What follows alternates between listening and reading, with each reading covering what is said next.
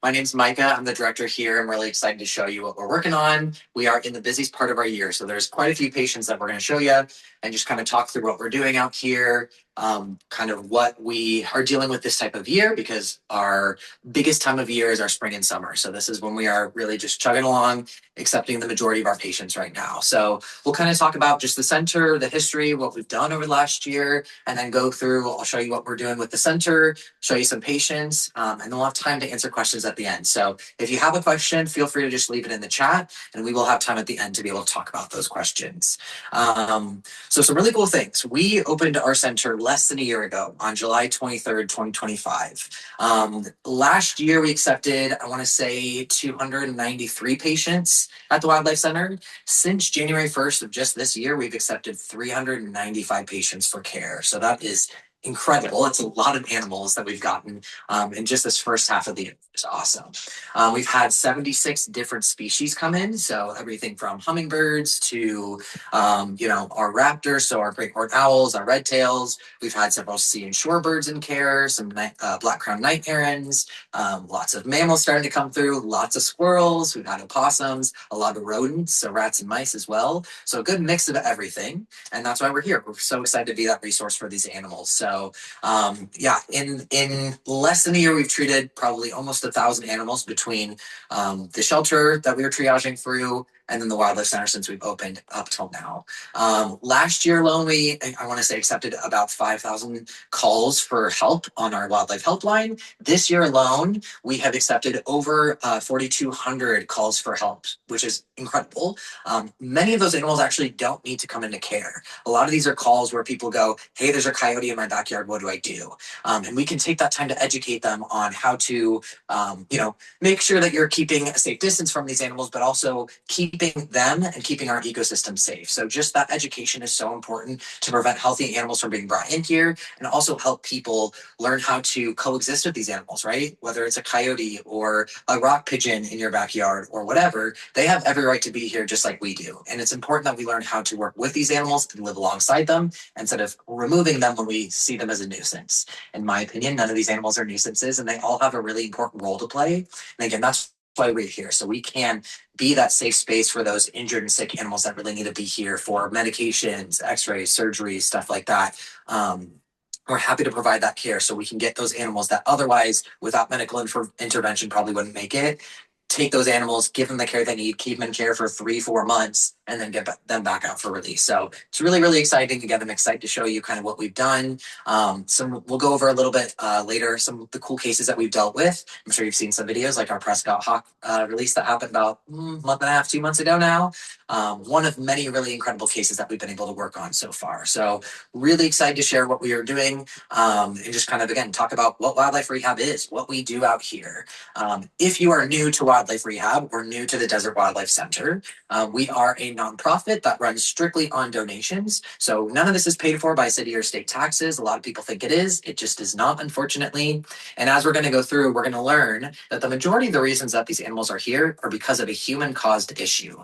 And so, in my opinion, since we are the ones that have caused these issues, it is our responsibility to fix these issues. And sometimes that means help financially or volunteer, right? It's our job as a community to help give these animals a second chance, because we are the ones that have made it so much harder for them to survive already, right? Survival and just nature in general is really hard. And then not to mention the extra roads that we put. We've taken their land. We have cats and dogs that come grab them, right? We use poisons and pesticides. So nature's already hard enough to live in. And we as humans have made this so much harder for them, right? So it is our job to, again, create the safe space so that we can help fix these animals and get them back out for release. They're a very vital part of our ecosystem, not to mention they're just really cool to see out in the wild, right? And so again, we're really happy to be that safe space for these animals and give them that second chance. So we'll kind of go through, again, some of the different rooms in our facility and kind of talk about the reasons why we have these rooms. And then before we get started, I just want to point out our really wonderful award that we won last week. This is our Nonprofit of the Year award. Very proud of this. We haven't even been open for a year, and we already have Nonprofit of the Year award, which is incredible. And truly, we could not have done it without the support of our supporters, without our wonderful volunteers, without our board members at the shelter, without our awesome dedicated staff working here long hours, not taking pee breaks just so they can make sure these babies get an extra feeding in. So this has absolutely been a team effort, and we're really, really proud of this. And we just continue, we hope to continue to get more awards and continue to provide, again, that safe space and that resource for these animals that otherwise probably wouldn't survive without our medical intervention. So again, we're so excited to be here, and we're honored that Coachella Valley is already recognizing some of the awesome work that we're providing, which is awesome. So we are in our intake room. This is where members of the public come and drop off these injured animals. We're going to collect information, make sure that we can get those animals right back to where they were found. So a lot of people ask, what do you do when you're done fixing them, right? We legally have to get them right to where they were found. Legally, we need to release them within 10 miles. Ideally, though, within 1 or 2 miles, or the exact spot that they were found. That helps set that animal up for success way more than if I were to just drop it in the middle of nowhere, right? They're not going to know where the resources are. They won't know where the predators are. But if I release them where they were already found, they might already have a family unit. They know where the predators are. They know where the resources are. And they're more likely to survive long term than if I drop them in some random spot, right? So we need that information. We need to collect that so I can make sure these animals get back to where they were found, as well as I want to collect that information from the finder. A lot of these animals are not healthy, right? So they're coming in with different disease processes, different parasites, some of which we or our own personal pets can get. So it's important that I have that information. So if they test positive for something concerning, I can give them a call and say, hey, you should be concerned about this. Please go to your doctor and get some more help, right? So all that information is really important.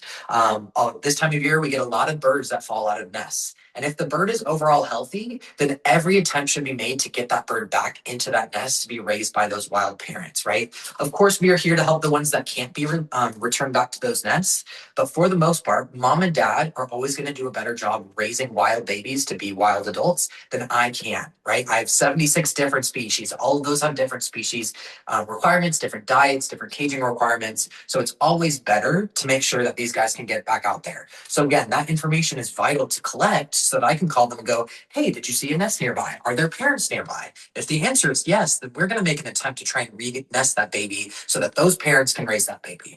Wild parents are incredible parents. They do not abandon their baby just because they smell like a human or just because they fell out of the nest. And so we want to give them those opportunities to raise those babies. Again, as I've said, a lot of animals in care. Currently, we have at least 66 animals in care. Some of these babies are eating every 15 to 30 minutes. That's a lot of care that we are providing. And again, we're happy to do so.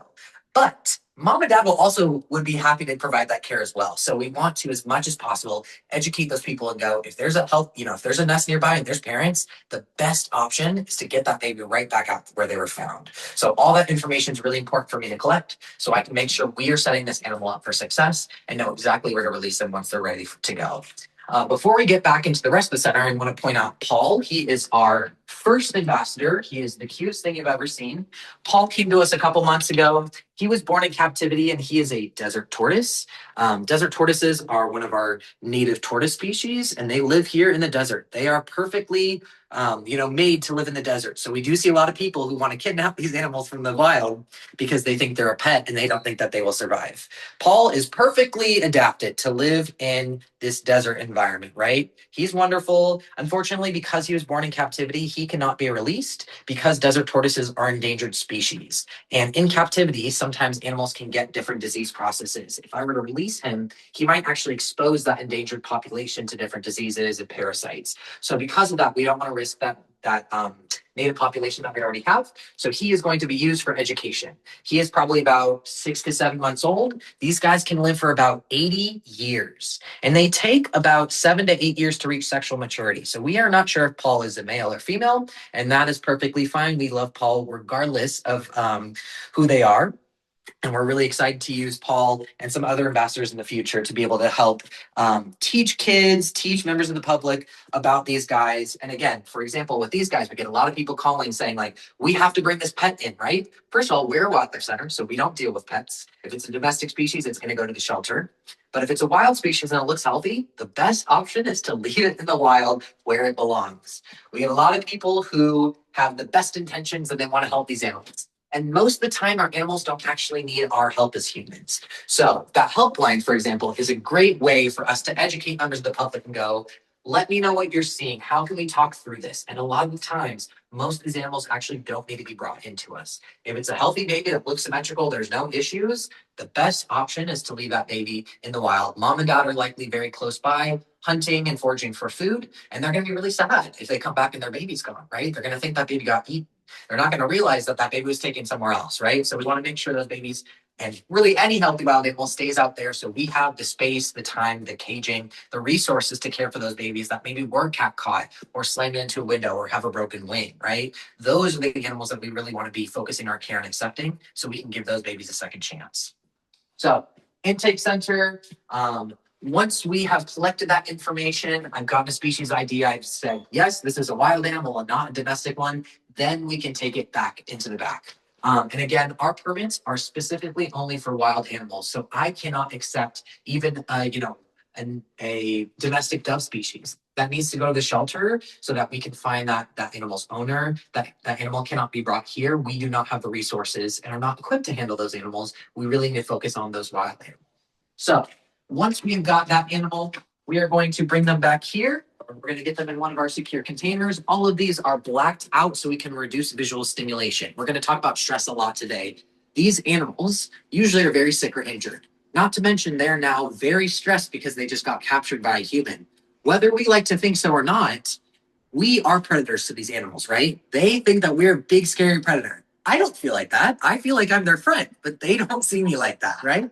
So we want to make sure that they're in these different cages that are blacked out so that they can't see, but they still have ventilation holes and such, so we can keep them nice and comfortable. There's nice airflow before we can do that exam. Then we're going to bring them back here. We're going to take them into the treatment room. This is our treatment room. So all of those animals that come into care are going to receive an exam by myself. I'm an RVT, so I'm essentially an RN, but for animals, or they're going to receive a examination by Dr. Grant, who is our vet. A lot of these animals are going to need x-ray, right? So I'm going to do a physical exam on these animals and see, is there a broken wing? Do we have a broken limb? Do we have nerve issues? Did they eat something weird, right? But x-ray is a great diagnostic tool to be able to tell us what is going on inside. I might not necessarily feel a fracture because it's nice and hairline fracture, but that x-ray is going to show me that crack in that bone. And if there's a crack, bone or a fracture somewhere, that's going to change how I'm proceeding with this animal. They might need heavier pain medications. We might need to start them on antibiotics or something like that. So all of this is really, really important so we can see what's going on with these guys. So I can show you some of these guys. We had like a neuro possum that we did x-rays on. We wanted to make sure there wasn't a brain tumor or anything like that.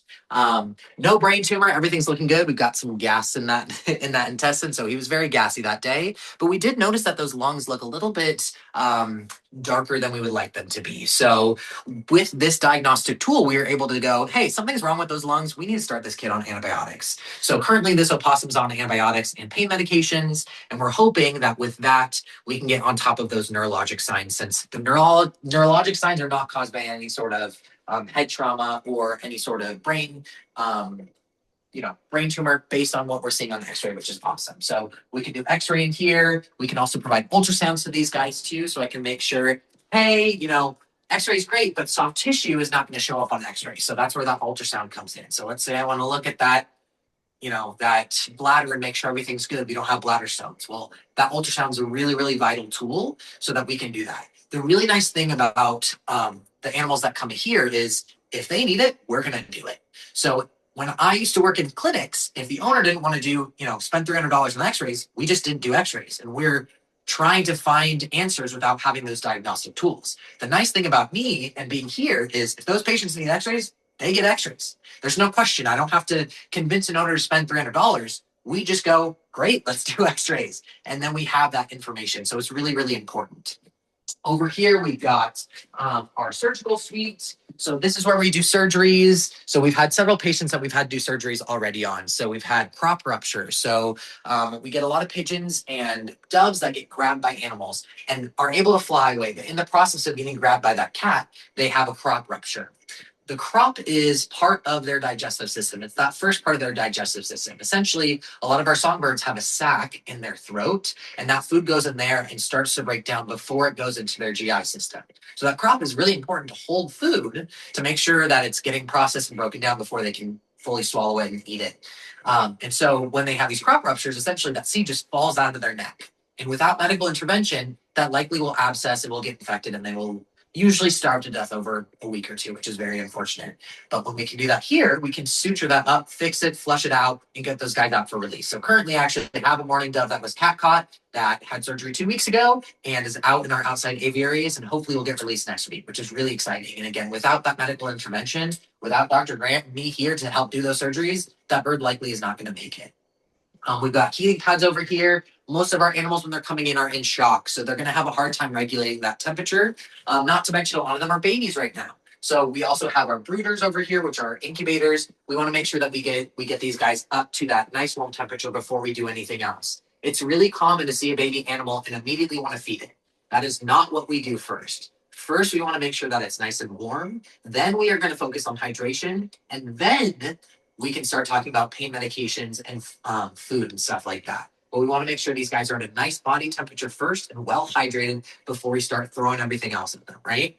Over here, we've got different controlled substances. So if they need pain meds, they get only the best, I promise. They get the best of the best while they're here. And then we also have different medications over here, whether that's antibiotics, topical meds, flea medications, tick meds, meds to stop bleeding, pretty much anything. Lots of prophylactic meds. So a lot of these animals, again, as I've said, are not healthy, right? They're coming in with different parasites. So we want to make sure that we're also giving them anti-parasitic medications so that we're getting rid of those parasites and so they're not swapping it back and forth.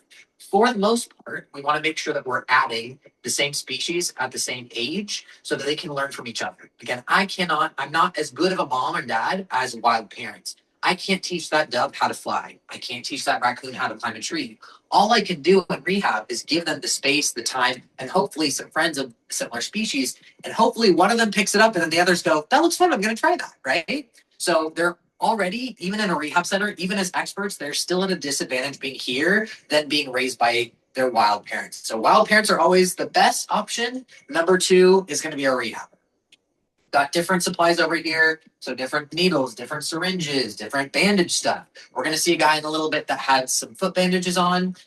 We had a raven in our event center that had a broken leg. He had to have a bandage on for a while. He just got him his bandage this week, which is really exciting. And hopefully he'll be moving outside next week. But again, that bird, without medical intervention, likely was going to starve to death from that injury. So again, we're so excited that we have the resources and the space to be here to take that bird, give him the proper medical care that he needs, pain medications, x-rays, physical therapy, bandaging on that leg, so we can get that leg perfectly healed so that bird is, 95% or higher, so we feel good about releasing. Over here, we also have some labs. So I can do some minor blood work in-house. I can look at fecals. I can look at skin scrapes. And then anything that we want to do a really big lab on, we want to look at, how are their kidneys and liver functioning? We will send those blood work options out to Antec or IDEX, which are labs just like our cat dog vets use. And they get us results usually within 1 to 2 days, and they can tell us what that animal's suffering from. But I can do a lot of that stuff in-house here too. I can see if they're dehydrated. Do they have, blood parasites? Do they have internal parasites? Do they have external parasites? All of that can be done here too, which is really nice. So once those animals, we've done, fluid therapy, we've started antibiotics, pain medications, we've gotten them a little bit more stable, then they're going to go back into our different rooms. So we'll go start in nursery first. Nursery it's kind of our ICU as well. So it's going to be our babies that need really, really consistent round-the-clock care, as well as our really critical patients. So this is why we also are not open as a center. This is why we do stuff like this. So we can show you guys what we're doing, the cool, awesome work that we're providing, without ever putting these animals through an additional stressful situation. As you'll see, when we go in there, we're going to be whispering, so we're not talking too loud. All the cages are going to be covered. I'll talk about some of the cases, and I can show you some of the very young birds that won't be stressed. But we're going to keep those head trauma ones covered, so we're not stressing them out anymore. So it's really, again, I get it. We want to go see these animals, right? But this is a really stressful situation for them to be in. They usually just got attacked by a cat or hit by a car, and then they got grabbed by a human and touched, and then I come in and I poke them and stuff. And of course, we're doing that to help get them, to release, but they don't understand that. So all they're thinking is, every time I look at that animal, they're thinking, oh my God, I'm about to get eaten. So having people come through the center and look at these animals every day would not be appropriate for these animals. And it causes a lot more stress. Stress can delay wound healing. It can kill some of our patients if we continuously stress them out. So To avoid that, we do stuff like this where we can still highlight the incredible, specialized veterinary work that we provide without putting these animals in more of a stressful situation. We are looking at ways to get people into the center during our off season when we have way less patients in care, so we can still again show people what we're doing and get them excited about our work. But it should never be at the detriment of these animals. They're not here to be on display. They're not zoo animals. These are wild animals that have never been in a building. They've never been around humans before. So this is really terrifying for them. And we do everything that we can to reduce that stress while in care. So as you'll see, we cover those cages so they're not looking at us. We also have noise machines in every room. So I'll whisper for a sec. Should probably be able to hear. In this room and all of our other animal care rooms, we have noise machines that play natural noises like crickets or like sounds like the ocean and waves or brooks and streams.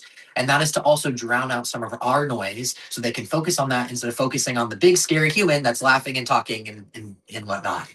When we are working in animal care rooms, if we have to have a conversation, we get out of the room and we have that conversation in the kitchen or somewhere else. So we are not hovering over the scared, terrified animal and talking and laughing very loudly, because that would be really terrifying to them. Everything that we do for these animals is with the goal of getting them back out for release. And so whether that's providing pain meds, keeping that room quiet and warm, all of that is done to make sure that they are comfortable, stress-free, and happy while they're in care here. So we're going to move on to nursery. The animals that are in the nursery room usually are unable to provide their own heat support. They might need assist feedings, or they might be on medication several times a day. So we're going to come in here. So I will try and whisper slightly loudly so you guys can hear me, but not too much. So this is our baby room. This is nursery / kind of ICU. So we've got brooders over here. We've also got an oxygen cage over here. So if that patient needs oxygen support, I can put them in here without having to hold an oxygen mask over their face. We've got different animals. So I've got, this guy actually came in this morning. This is a little mourning dove who was cat caught. For the most part, most animals that are cat caught, even if they look healthy and can fly away, are likely going to get an infection. Cats have really disgusting mouths. Even our cats at home that are well cared for. So we want to make sure that any animal that has been cat caught gets brought into the center because they need to start antibiotics. This guy's on antibiotics, opioids, anti-inflammatories, nerve agents. He's going to get a recheck. We're going to do x-rays to make sure nothing's broken. We want to make sure that these guys get the best quality care that they can so they have the best shot at getting released. This is these guys that we're going to go over, these are 7 different rock pigeons. This is a great example of what not to do. So these people brought these animals in the other day, and we really tried to attempt to get them to renest them. They were guys that were doing solar panels, and when they removed the solar panels, they saw that there were nests under there. So most people are not aware of this, but it is illegal to nest with most nests in the United States. The Migratory Bird Act covers 98+% of birds. And so that means even if that nest has an egg in it, it is illegal to remove that nest. It is illegal even just to move it 2 inches to the right. It's not appropriate to touch that because you're potentially scaring mom off. She's going to potentially abandon them. And now these animals don't have a mother to care for them.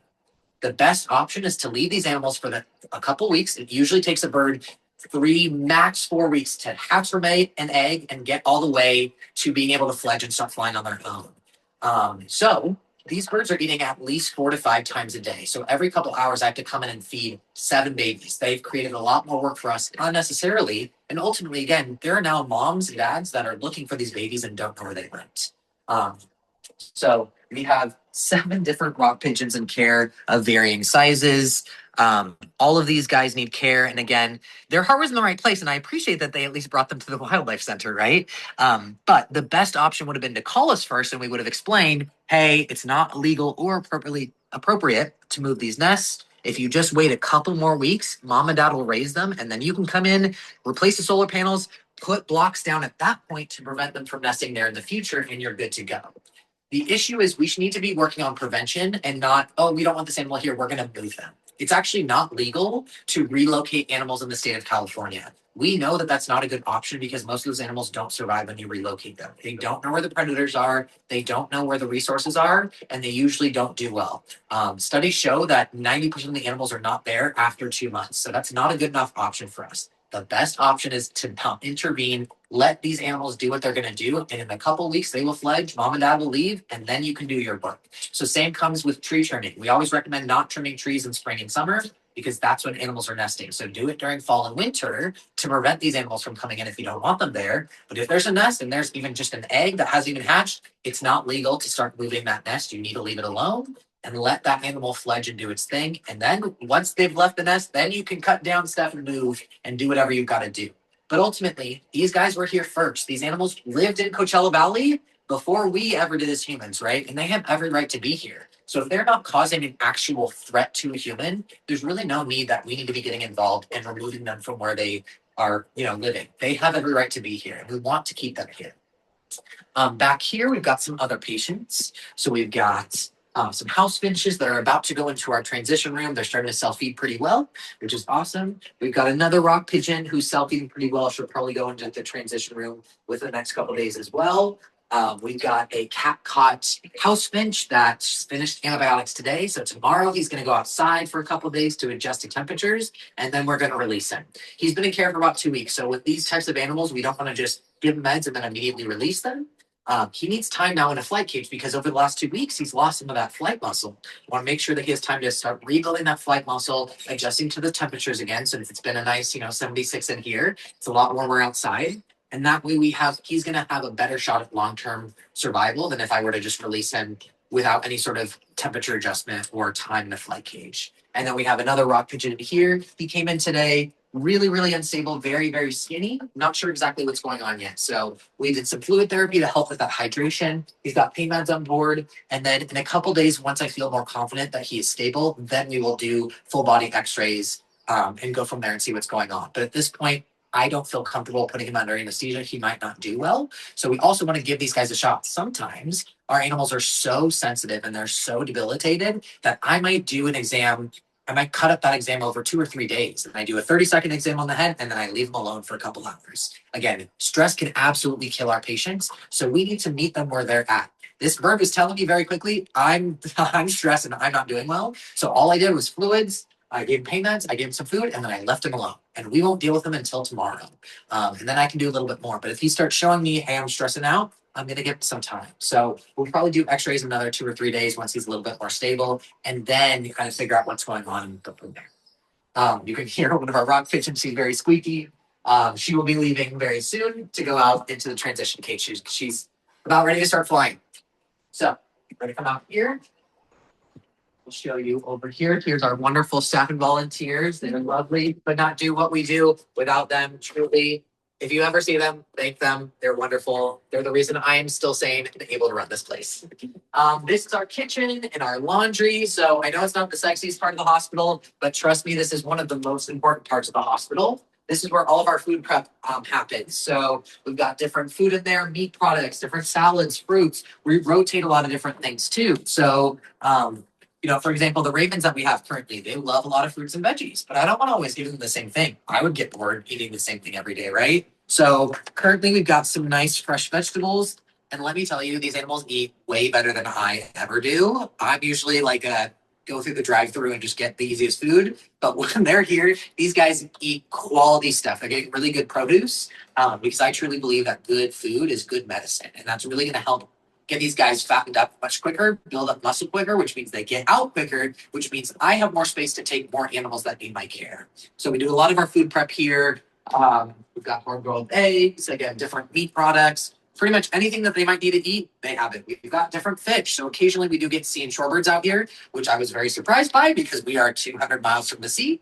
But sea and shorebirds will migrate through Coachella Valley during spring and fall. And some of them migrate through and then go, you know what, I'm going to set up shop here because it's just the weather's lovely. The resources are nice. So occasionally we get those. So we also have those food products to be able to care for those animals, to give them, the resources that they need in order to get up to release or to stabilize them enough to get them to other rehabbers. It is important to me that we don't just take everything. We want to do right by these animals. So although I can triage and stabilize sea and shorebirds, we are not experts in sea and shorebirds. So what we do is we will stabilize them here, and then we actually will drive them 2 to 2.5 hours down to either Huntington Beach, Wetlands and Wildlife, which is a sea and shorebird rescue out there, or we will work with International Bird Rescue in Los Pedros, or we will work with SeaWorld in San Diego. So even if there's a black crown night heron that has a broken wing here, if we think that's something that's fixable, we will stabilize it here, give it the pain meds that it needs, and then drive it 2 hours to another rehabber so it gets continued care. We do that with a lot of our hummingbirds. Hummingbirds are very, very specialized, and especially the babies require a lot of feedings. Usually they're getting fed from like 6 a.m. to 8 p.m. at the absolute earliest. Because of that, we are not even here that late. So that either means I'm taking them home and feeding them, or what we've been working with, we've been partnering with other rehabbers in Corona and Huntington Beach who will also take those animals for care, which I think is incredible. I love the rehab community. We're really, really good about helping each other out. So there are rehabbers in Beaumont that I will send patients to, and they will also send patients our way. We'll do little swap season stuff. So it's really awesome. In my experience, I mean, obviously people who love animals love to help animals, but rehabbers especially, we just love helping these animals. So if that means we're getting up at 2 a.m. and doing a mouse feeding, trust me, I've done more than I can even count this season alone, just some rodent feedings. But we will work together to really make sure that I might not be the expert in this species, but someone else is great. Then I will do everything that I can to get that animal out there so they get the best care that they can have. And that way we again have the resources for the ones that we know we're going to do better with. So we will do anything for these guys, whatever they need, we're happy to give it to them. If we get rabies vectors like bats are very specialized. We will drive it 2 hours to LA Bat Rescue so they get the care that they need. Because otherwise they're not going to get the care that they deserve here and they might not do as well. So again, it's really important. Sometimes it's okay to go, you know what, we're not the experts in this. I try not to have an ego about that, right? I know a lot of stuff and I also don't know a lot of stuff. And it's really important to lean on these experts in those fields. All right, we're going to go into the isolation room first and I'll show you a patient I worked on this morning. This guy came to a veterinary emergency group, which is an emergency hospital in Palm Desert that we partner with. They will take some of our overnight care patients if they're really, really sick and injured, if that person can't get them to us that day or the next day. So we have a raven in here. He came in, not sure what's going on. We're pretty well fleshed. He's not super skinny, which is good, but we're really, really dull and we were knuckling. So when I talk about knuckling, we can see it in our cats and dogs too. It's when they're walking and they start walking kind of on the tops of their feet. Usually that indicates that there's some sort of nerve issue somewhere in the body that's the nerve in those legs is not going all the way up to the brain to go, hey, we're walking on our feet funny. And if they continuously do that, they will cause a lot of abrasions to the tops of their feet. They will overextend those joints. And ultimately, if it happens long term, it can permanently fuse those legs. And then at that point, there's not much that we can do for those animals. So what we've been doing, he was knuckling and not really able to walk. So what I did is knocked him down, did x-rays, made sure that nothing was broken. We're all good on that. And we created little boots for him. So I like to toot my own horn about this. Wildlife rehab, of course, it's a lot of nursing, but it's also a lot of crafting. So a lot of this is just MacGyvering stuff that we use in cat and dog medicine or human medicine and cutting it down to fit small patients. So essentially what we do with the knuckling patients, we put them in boots. And so I have a boot that goes, and I'll show you in just a sec, a boot that keeps that foot in place. So we'll take the toes to make sure that it kind of looks like a raven version of a snowshoe. And that helps create a little bit more surface area so he can walk a little bit easier, as well as it keeps those toes in the correct position. We usually do that for a week or two, in addition to other meds. He's on different nerve meds, he's on opioids and stuff to make sure he's comfortable, but also to help with any sort of nerve issues. And hopefully, in the next week or two, we can remove those and he should start walking well on his own. We had another raven that's in the event center that had a boot on last week. We took it off this week. He is looking phenomenal, and he's actually getting moved outside tomorrow to join some other ravens as well. So he's doing really well. Again, it was just a nerve issue, no breaks. Not sure exactly what happened. Could have just been fell from a nest and kind of hurt his nerve in the process, but he's doing really well. So that's our hope for this guy as well. So here we go real quick. And this isolation room is really important. This is where we put all of our animals that might have some sort of disease that we don't, are potentially nervous about spreading to other animals. So because he came in really dull, I just want to make sure that there's not something else going on. So he's going to be in here for a couple of days before we decide to add him to the general population. So we're not putting them at risk. And again, we typically don't peek on these guys because he's so dull and drugged. He's drugged up. He's not super stressed. But I won't do this with every animal because we don't want to stress them out unnecessarily.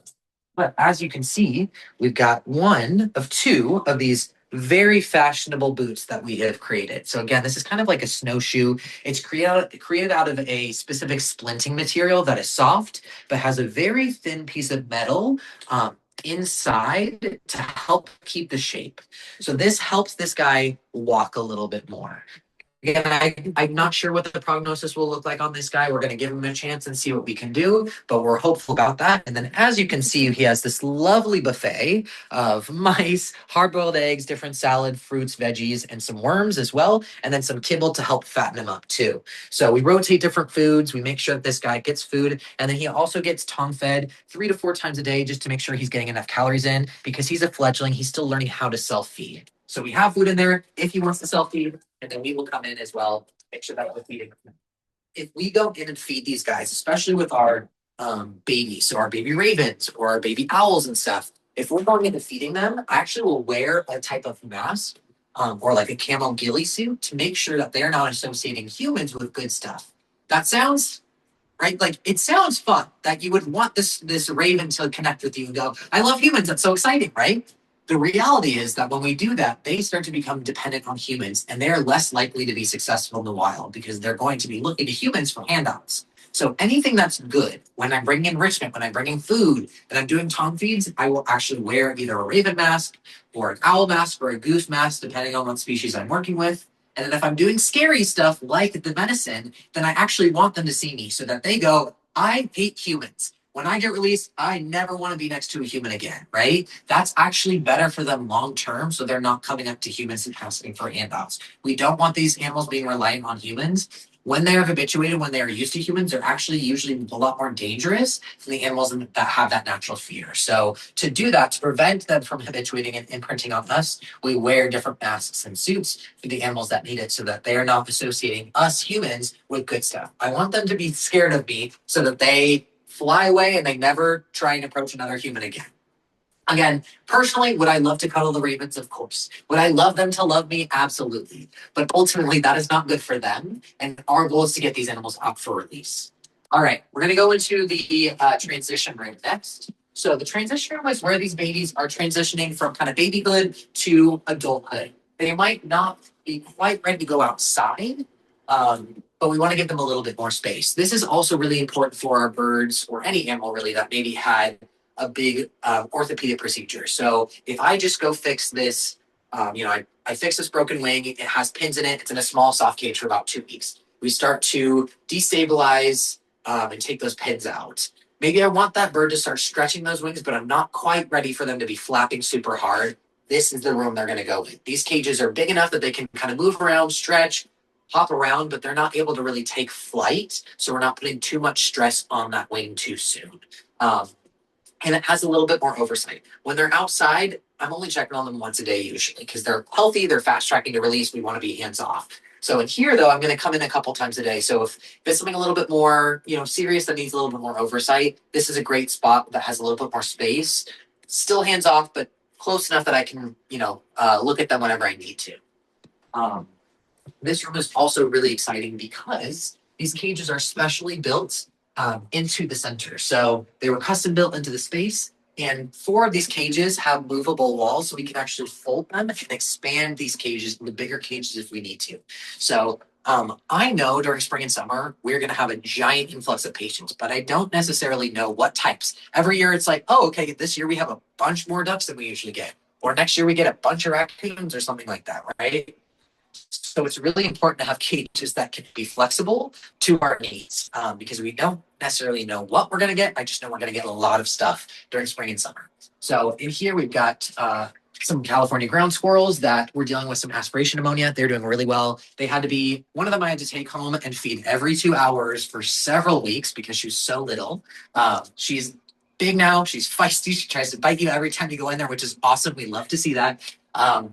So they're doing really well, and we'll be moving them outside soon, and then they'll get released. We've got our opossum, the one that I showed you x-rays on. He has a head tilt, so his head goes like this. So we're not sure exactly what is going on. Sometimes we can see that from head trauma. Sometimes we can see that from lead toxicosis. Worms, he definitely has worms, so we're treating him for worms. We're treating him for those lung issues, and then he's also on pain meds and nerve agents to hopefully help with that head tilt. We just want to make sure if that head tilt is really minor and doesn't affect the way that he gets around or eats, then we're good to go. But if it's really severe, we have to do some more investigating to figure out what is going on and what we can do to help fix that head tilt. Because ultimately, if your head's like this, it's going to be a lot harder to run away in a straight line from predators, right? So we want to make sure we're setting him up for success. So we have some different cages. Some of them are full, some of them are not. We've got ducklings in here. So this is where they're going to go before they go outside into our duck ponds. I know you can't see them, but it's nice and warm and toasty in there. Ducks need a lot of heat, which is important. Some other ones as well. We just moved our burrowing owl outside today, which is awesome. And then I have a goose that is going to go outside this next week as well. And then we have a rabbit that fell into a pool. We usually keep those guys for at least 5 to 7 days just to make sure that they're not going to get any sort of pneumonia. He's looking really good. He's really feisty, gaining weight. So I'm going to actually release him tonight at dusk. So that is the transition room. Once these animals are, moving around in here, they're doing well, they're able to provide their own body heat, and they're able to self-feed, then we can consider moving them outside. So we're going to show you guys outside, see some of the cool animals that we have out there.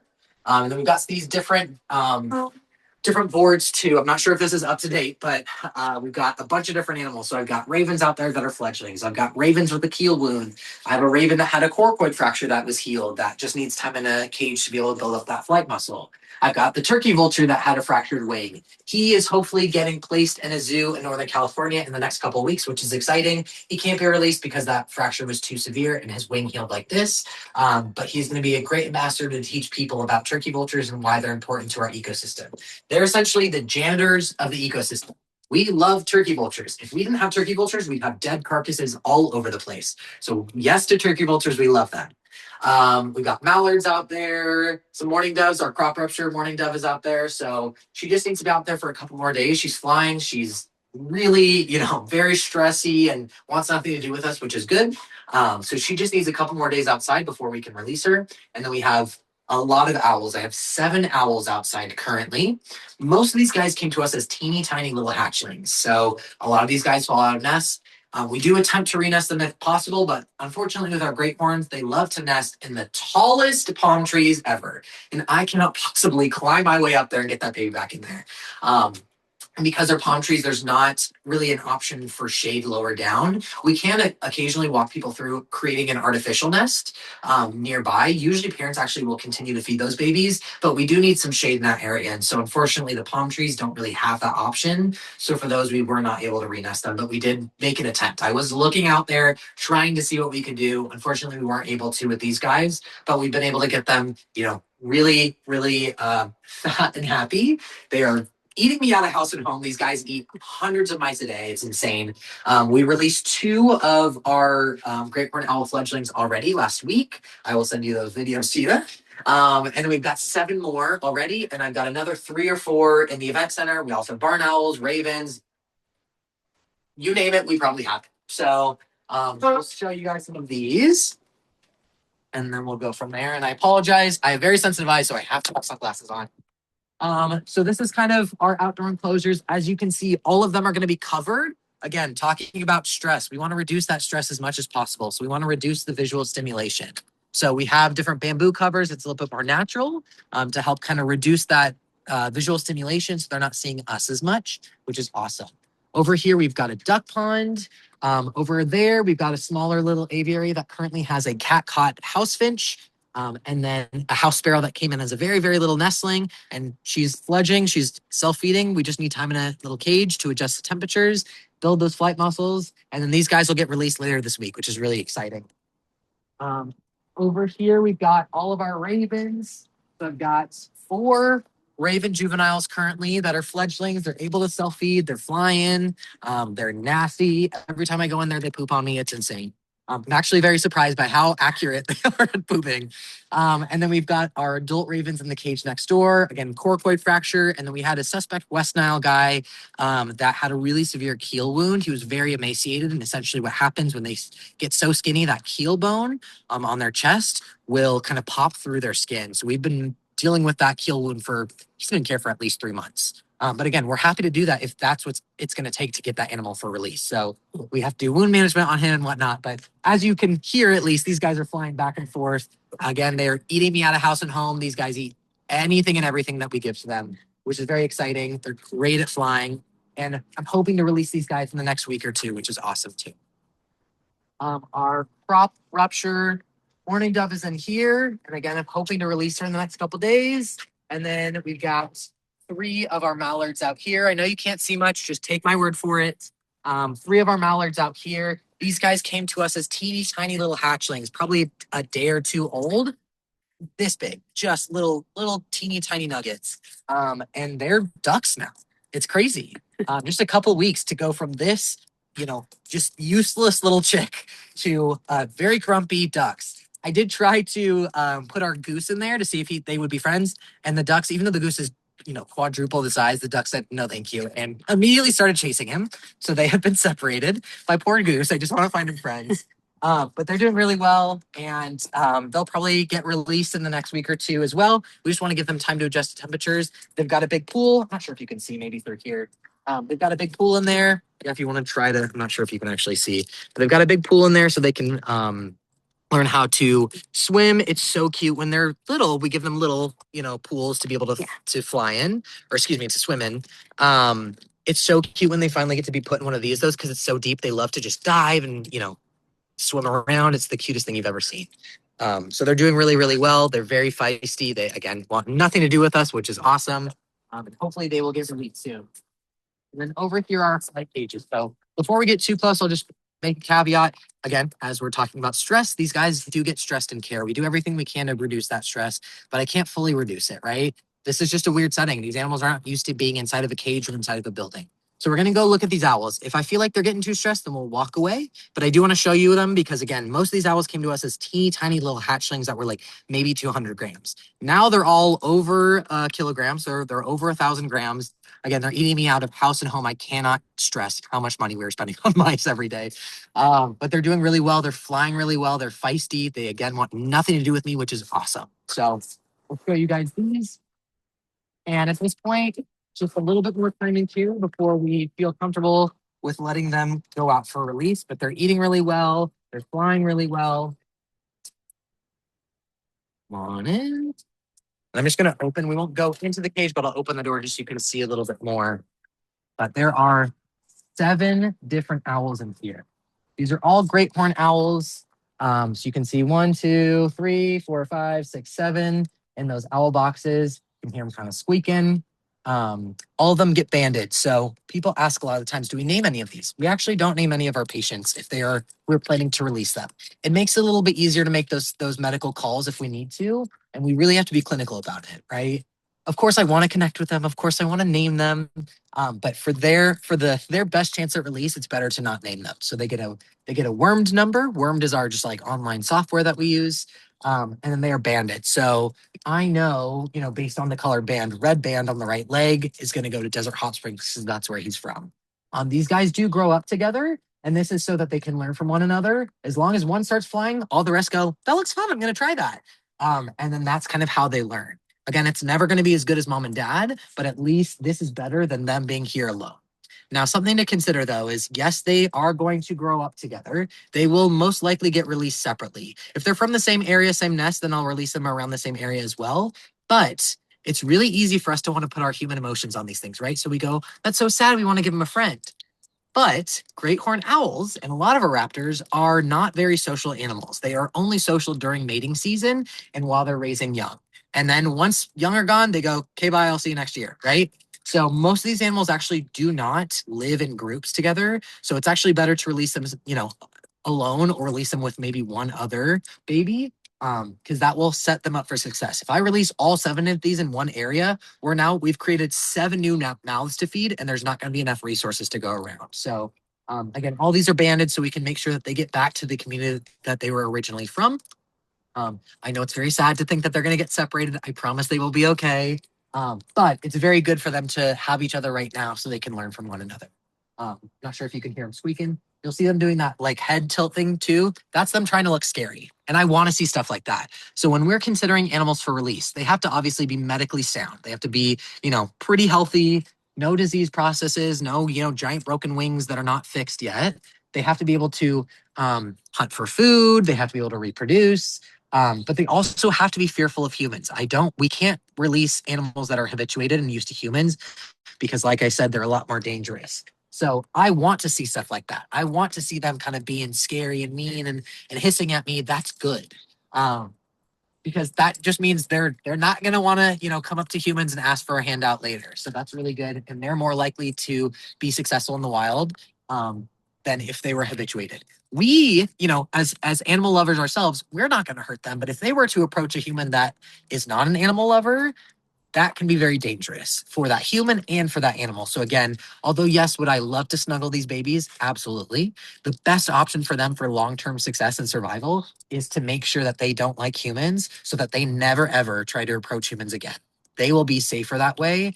Once we start habituating them and getting them used to humans, then we have a lot of issues, and ultimately they might not be releasable, which is not our goal. We want to make sure these guys get back out into the ecosystem. They have very important jobs to play and roles to fill. So we don't want to be keeping every single owl, although they're very cute. I don't want to keep them for ambassadors. I want them to be in the ecosystem, providing that natural predator role, because it's very important. Ecosystems need that predation to be able to be a healthy ecosystem and continue. So they're doing really well. They're very, very cute. And hopefully in the next 1 to 2 weeks, most of these guys will be out for release, which is very, very exciting.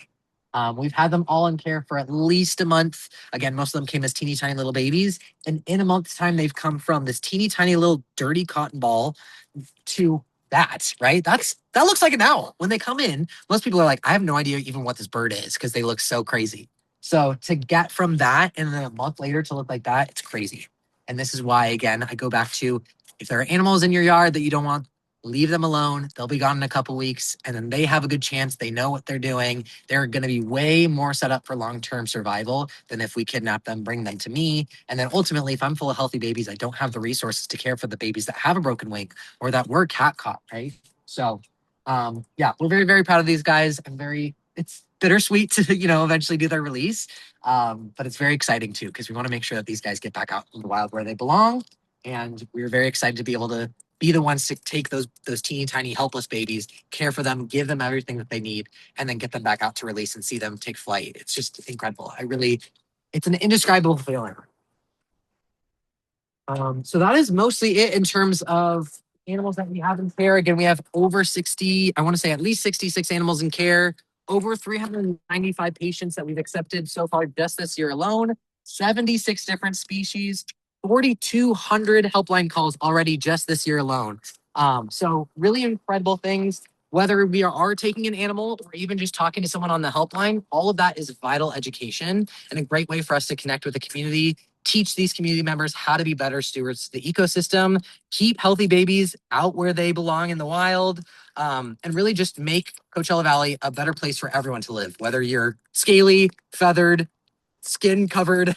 All of us, have a role to play here, and these animals deserve to be here just like we do. So hopefully you guys learned something. I hope you enjoyed being here, and we'll get back inside and then we'll answer some questions. Sound good? Perfect. So if you haven't thought about it yet or haven't put your question in the chat, please do. And in the next 30 seconds, we will, start doing some of those answers. I will just warn everyone, I am quite the chatter when it comes to questions. So you're not going to get a 2-sentence answer from me. We're going to go into the depths of whatever it is that you're asking, because I think all this is really vital, important information to share.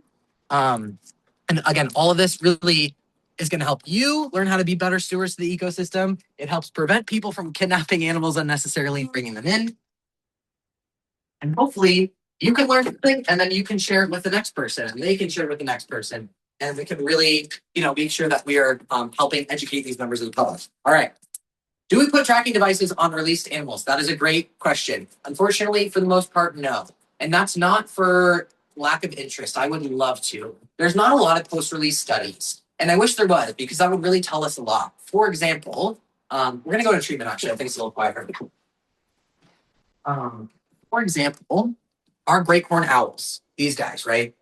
We used to think, and we have even 2 or 3 years ago, hey, we're doing a great job with these. Well, the more that we've learned about great horns, the more that we do studies on their biology, on their natural habitat, their natural, types of, what word am I looking for? Just the things that they do. Most great horns will actually stay with their parents up to 2 years and be supplementally fed. So when they can't catch food on their own, mom and dad will go, all right, here's something, right? That sounds great. But when I take these animals, when we release them, there's a hard release. I'm not here to, for the next 2 years, help assist feed them. So the more that we learn about these animals, the more we go, oh, we need to do more as a rehab center to make sure that we're setting these animals up for success. So that's why for great horns especially, we really try to re-nest them. Versus our barn owls, they don't do that. Mom and dad are like, bye, get out of here. I never want to see you again. And so for those ones, I'm a lot more willing to just accept those in care because, and maybe attempt re-nesting less so for them and more so for them because the great horns really need it. So we don't do a lot of post-release studies. I really wish we could because that really gives us a lot of information about are we even doing right by these animals? Do we need to adjust what we're doing and whatnot?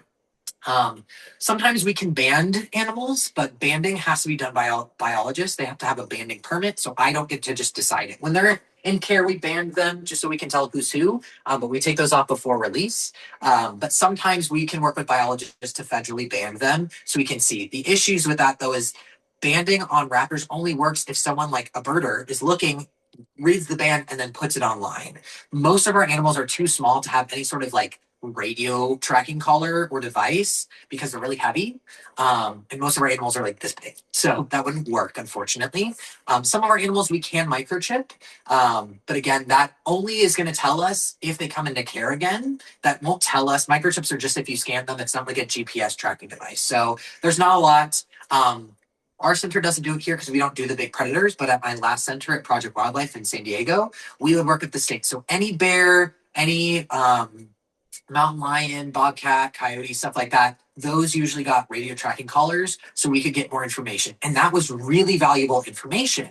For example, we had bear cubs that that got released, and one bear started coming up to humans. So that tells us, hey, we need to do more to make sure that we're not habituating these bears because that's not appropriate. We're not helping that bear. And that bear approaching humans could be dangerous for the bear and the humans, right? Or we have, we can watch their movements and see what we're doing and see if, hey, was that a good spot to leave them? Or did they immediately leave the spot where we released them? Maybe that wasn't a good spot to release them. So it is really vital information. Ultimately, again, rehab is not paid for by any city, state, or federal taxes. If they're not even paying for the rehab, they certainly are not paying for any of the post-release study information. But I, as a rehabber, would argue it's very, very important. So if anyone is filthy rich and wants to donate money so we can do that, please let me know. I'd love to do that because ultimately that helps us learn more and do better for the next animal that comes into care. But ultimately, a long way to answer that question is we don't do a lot of post-release tracking. It's not that we don't want to, there's not a lot of funds. And currently, most of those satellite tracking devices are way too expensive and way too heavy to put on any small animals anyways. Okay. How many volunteers do we have and how many do we need and are there qualifications? We currently, I want to say, have at least 55 active volunteers at Desert Wildlife Center. Now, not all of that is animal care, although yes, animal care is one of the roles, right? Animal care is coming in, helping, obviously, care for the animals. Some of it is feeding the birds, but that's a very small fraction. A lot of it is doing the dishes, doing the laundry, cleaning the cages, setting up the cages for animal movements, getting weights, prepping diets, stuff like that, making sure that we're doing all the things. Yes, it's very fun to feed the baby birds, but if I don't have food to feed them, chopped up diet and prep formula, then we don't have any of that to do either. We also have different roles. So our helpline, again, as we talked about, is that's kind of our first line of defense for the public. And they're usually going to call us. Ideally, they don't just show up here. We want them calling first to make sure that animal needs to come in. And that helpline is really important because, again, we can take that time to educate them and go, hey, for example, we get calls, hey, there's ducks in my backyard. I don't want them here. Well, after a 30-second conversation, we find out the man has been feeding these ducks. Well, no shit. Of course they're going to be there. I would, free buffet and a pool, and it's enclosed. Why wouldn't you want to live there, right? And so instead of, that guy harassing these ducks, trying to grab the ducklings. Mom flies off. Now we have ducklings that we have to care for. We were able to educate him and go, hey, if you are providing resources, animals are going to come. So if you stop feeding them, they will leave on their own. It might take a couple days, but here's what you can do. And so that 5-minute conversation saved all those ducks the stress of being captured. Mom was able to raise all those ducklings on her own. She never left them. That man didn't have to drive them. He didn't have to pick them up. He didn't have to bring them down here. And he was so excited. we get a lot of people too who are like, there's a skunk in my backyard and she's having babies. And even just having the conversation and trying to change that mindset and going like, that's so cool. Mom chose your backyard as the spot to raise young. When you do it like that and you make them feel special, they're all of a sudden like, oh yeah, these are my skunks.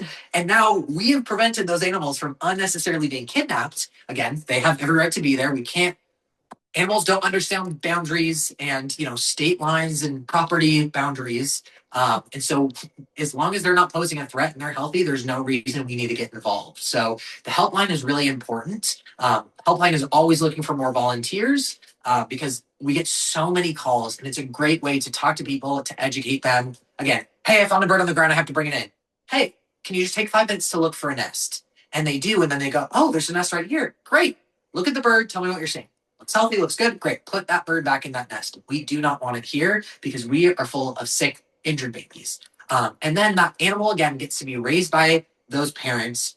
That person now gets to see that animal get raised by those parents. They get to, do a good deed.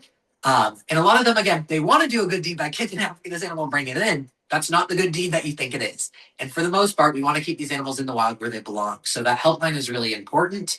And we're always looking for volunteers. That helpline volunteer role is really awesome too, because once you're trained, you can actually do it from home. They're 4-hour shifts. You don't have to have any sort of qualification. We will teach you how to use the dial pad stuff.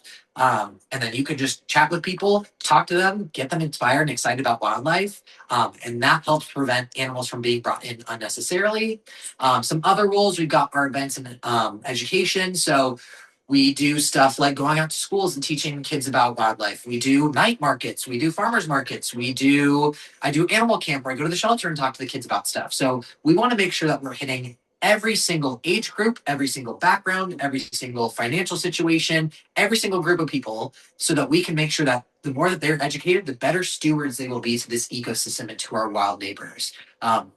So that education is really important. Of course, I love to do it. Right now, I'm currently very busy and have my hands full here. So we also have these volunteers help with stuff like that. So we can make sure that we're getting our message out there. We're educating people. And again, I can't fully put a number on it, but the more that we educate, that means less animals coming into care. I'm saving money so that we have more resources for the ones that actually need to be here. The ones with a broken wing, the ones with a broken leg, the ones that were hit by a car or flew into a window or were cat caught or poisoned. Those animals need to be here.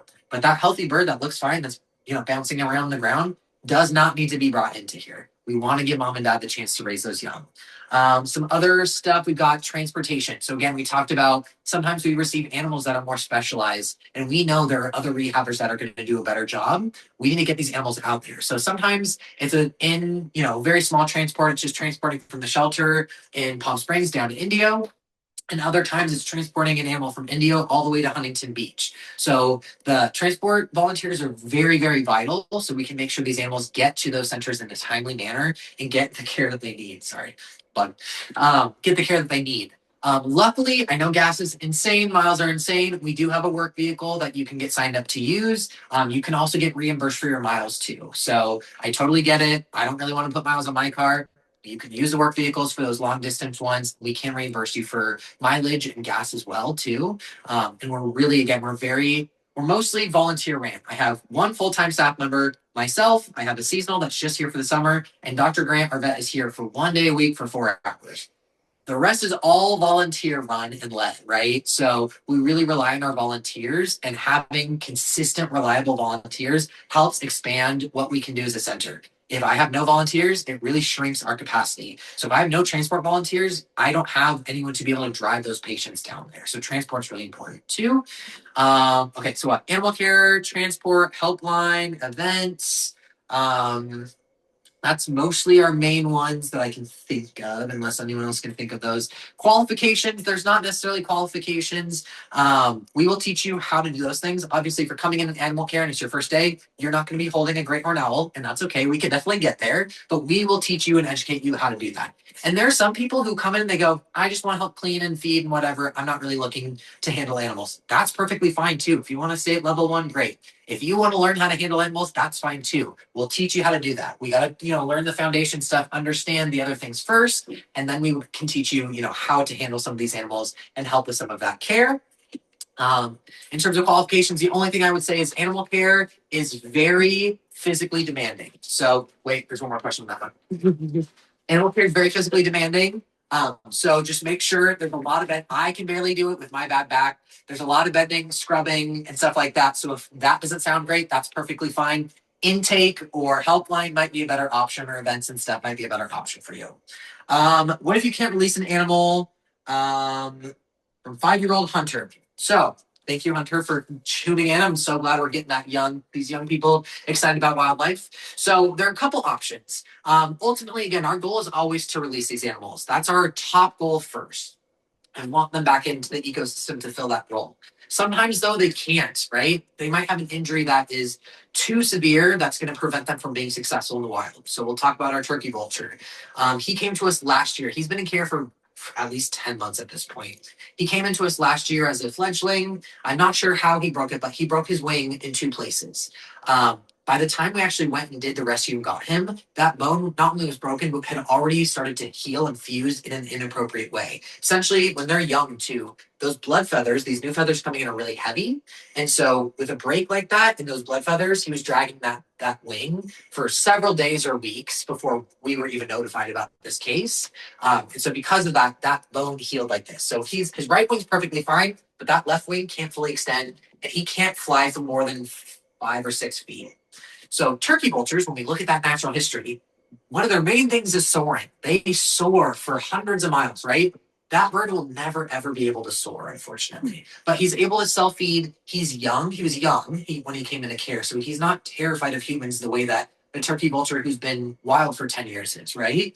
And he's a turkey vulture, which is a species that are native here and zoos are willing to, accept. That's the thing, too, is not every zoo wants all of the broken pigeons we get, right? But for him, there were people who were interested. So he's going to an AZA accredited zoo up in Northern California. We're just working on the logistics of transportation because that's an 8+ hour drive to get him up there. But he is going to be used as an education animal for members of the public to learn about. We did consider keeping him here. Ultimately, turkey vultures, in my experience, are not great ambassadors to have on a glove. They wouldn't be good to keep out and take to schools and stuff because turkey vultures, one of their main defense mechanisms when they get stressed is to vomit. So imagine I'm in a school full of 5th graders, right? And everyone's screeching and my turkey vulture gets stressed. He's going to start vomiting up old, gross chunks of meat. And no one's going to like that. So for him being an ambassador here probably would not be the best option. But he's going to go to a zoo where he gets to live in a giant aviary with another turkey vulture. He's never going to be asked to be, to go into a school or to be on a glove. He just gets to live there. And then people will come and get to learn about him while he gets to do, live his best life in this giant aviary, being, having a buffet of food brought to him every single day. So sometimes we can do placement for those ones. We do also sometimes have to make some really hard calls, right? If this animal is so far broken that their quality of life is not going to be there, right? They got smashed by a car, both wings are broken, both legs are broken. We had a pigeon that was hit by a car, had 2 broken wings and a skull fracture. We can do a lot here, and we can't save everything, right? I'm not a miracle worker, unfortunately. Sometimes those wounds and those injuries are far too severe for us to even be able to fix them enough where we could place them at a zoo. So unfortunately, we do have to make some hard calls on some of those patients, but it's coming from a place of, I don't want this animal to suffer anymore, and we know there are no other options for that animal. But when we can, when they have the temperament to be placed, when that injury is not so severe that they still are going to have a quality of life, they just can't be released, we work very hard. We work with the state to make sure those animals can get placed somewhere. Are there any other questions? Not sure if there are any other questions, but I do have some reminders that I want to chat with everyone about. First of all, thank you guys so much for just chatting with us. Do you have any more questions? Okay, perfect. Thank you guys so much for just spending the time to kind of learn about what we're doing out here and for supporting us and just being stewards to our ecosystem, right? These animals, whether it's me, whether it's you, we can all be better stewards to our ecosystem and better neighbors to our wild neighbors, right? They deserve to be here just like we deserve to be here. And so I love that not only can I help fix these broken ones, but I can help teach people like you on how to coexist with the ones that are living in our neighborhoods, in our community. That's where they should be. We don't want them here in the center, right? Unless they need to be here for medical reasons. So we really appreciate you guys taking the time to not only see what we're doing and supporting us, but also learn it, right? I really hope that you learned something today so that you can go out into your community and educate your neighbors, your cousins, your school friends about how to be better ecosystem or stewards to our ecosystem, excuse me.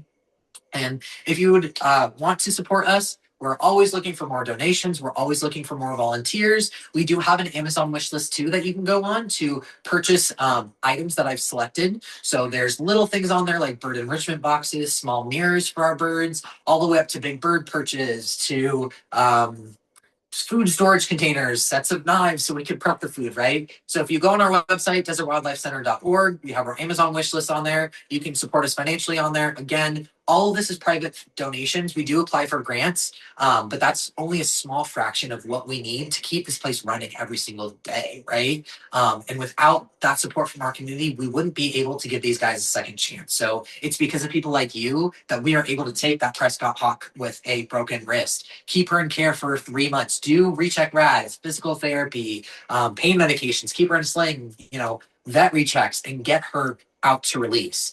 We are able to take those squirrels with pneumonia that fell into a pool and give them the medications that they need and put them in an oxygen cage, give them the feeding support that they need so that they can be successfully released, right? We could not do that without your guys' support and without our volunteers, our staff members, our board members, and just people in the community supporting us and appreciating the things that we do. Again, Amazon wish list is on there. You can go on our website to sign up to volunteer, to sign up to make a donation, whether it's one time, monthly, or yearly. And then we do have an event that we are going to be doing in the fall in November. It's going to be a Call for the Wild. It's our first fundraising event where we're going to have kind of like a luncheon type of situation where people can come, again, learn more about the Wildlife Center, learn about what we're doing, and help support us in our endeavor. The more that we get support by the community, the more that we can expand this, right? We're doing small mammals currently and raptors and small songbirds, but if we want to start taking the mange coyote cases, I need money to be able to build those cages so we can give those coyotes the proper enclosures and the care that they need, right? But I can't do that if I don't have that financial support. So even if everyone in the valley just gave us $5, we would not only hit our budget, we would exceed it, and we would be able to care for even more animals. We could hire more staff to be able to care for more animals in house. I can build more buildings. Our event center, which is supposed to be for education, has already turned into a raptor nursery because we are so full already. So the more that we have these buildings, the more that I can take more animals in that need our help. And then what else? I want to make sure I get everything that Mark wants me to hit. Again, all the details that we have are going to be on our website. So desertwildlifecenter.org. You can also email us at info@desertwildlifecenter.org if you have questions about, hey, we're a school, we would love you to come talk with us. Let us know. Email us. We'd love to talk to you about it. That email is intended for informational purposes only and not for wildlife emergencies. So please, if you have a wildlife emergency, you can call our helpline. It is manned 7 days a week. The number is 760-203-5500. And all this information is going to be on our website. It'll talk about the animals that we can take, the different things that we do, our goals as a center, our mission statement. Anything that you need is going to be on that website. So please check us out. And truly, we appreciate your support, whether that's financial, volunteering hours, or just, chatting about us in the community. All of that really goes a long way and helps us continue our mission of caring for these animals. And we truly could not do it without you all. So thank you so much. I really appreciate you taking the time to our center today.